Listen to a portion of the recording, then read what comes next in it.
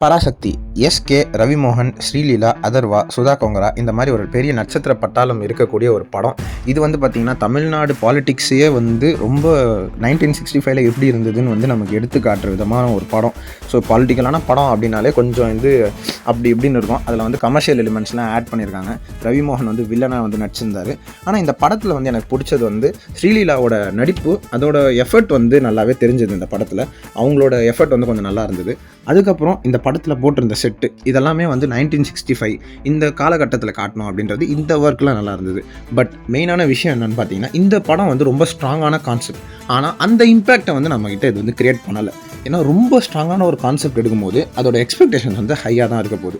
இந்த படம் பார்த்த உடனே பயங்கரமாக இருக்குடா தமிழ் பற்று அப்படின்னு இருக்க வேண்டிய நமக்கு பார்த்திங்கன்னா கொஞ்சம் ஓகே படம் கதையை காமிச்சிருக்காங்க.